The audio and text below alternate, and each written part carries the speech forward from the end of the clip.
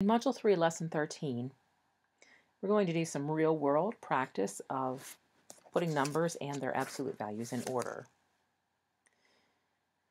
So in the opening exercise, a radio disc jockey reports that the temperature outside his studio has changed 10 degrees since he came on the air this morning. Discuss with your group what listeners can conclude from this report. Well, we know from our previous study of absolute value that changing 10 degrees could be increasing or decreasing 10 degrees because the change, since we're talking about magnitude, is actually an absolute value. So then it could be an increase in 10 degrees or a decrease in 10 degrees.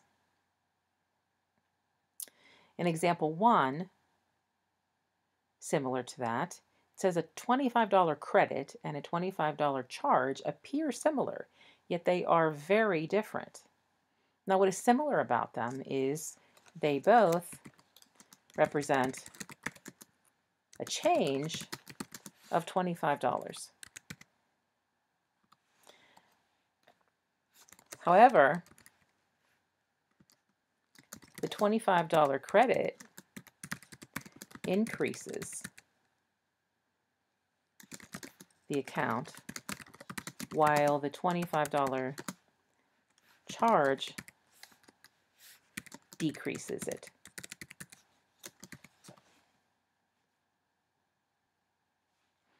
In exercises 1 through 4, these will be done in class, in rotating partner groups.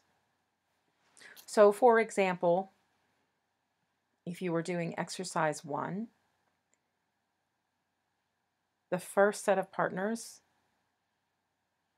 would be looking at 8 below 0. And then you would rotate and do the next one, 8 below 0. Hopefully we recognize as -8. We would just simply fill in each of those numbers and then move on to the second, the third, and the fourth. As a reminder, a debit is one where it has a negative effect on the account, and a credit is one that has a positive effect on an account. And really we're looking to see if your vocabulary is matching what it should at this point.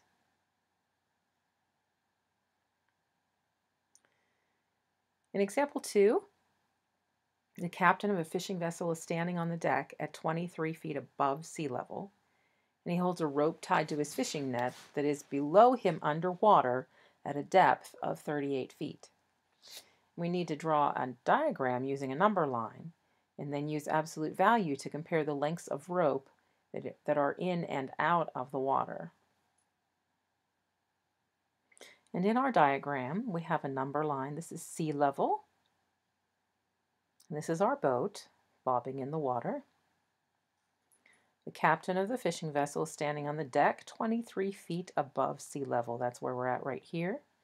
And he's holding a rope that's tied to his fishing net, and it's dangling down all the way to 38 feet below.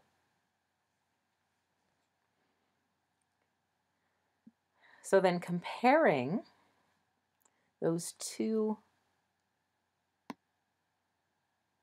amounts, he's 23 feet above sea level. So the rope that is out of the water is 23 feet. And then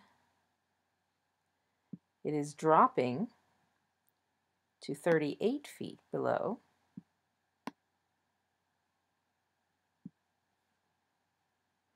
And we can compare by saying that more rope is underwater than out of the water. And then our final example, making sense of absolute value and statements of inequality. A recent television commercial asked viewers, do you have over $10,000 in credit card debt?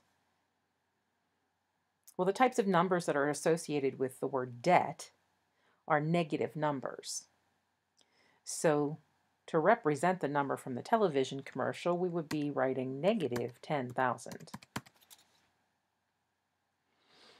And giving an example of some number that is over $10,000 in credit card debt, we could say, for example, negative $10,010, which is more than or over $10,000 in credit card debt. So the debts, these two debts, if we wanted to write a comparison statement, would be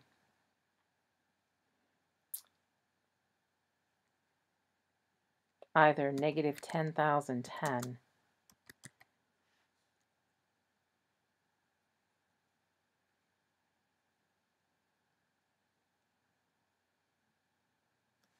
Now, if we're going to compare the debts, we need to compare the magnitude, the largeness of them, which means the absolute values.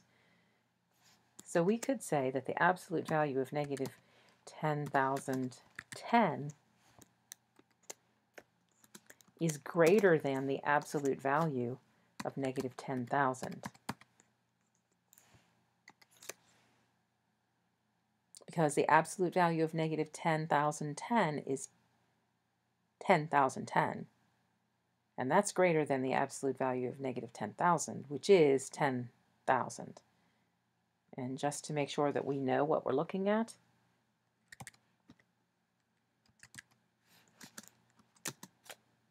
this is exactly what we're saying.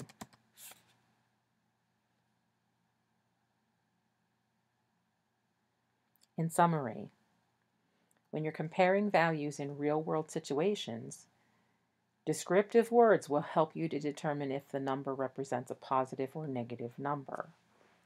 And making that distinction is critical when we're solving problems in the real world.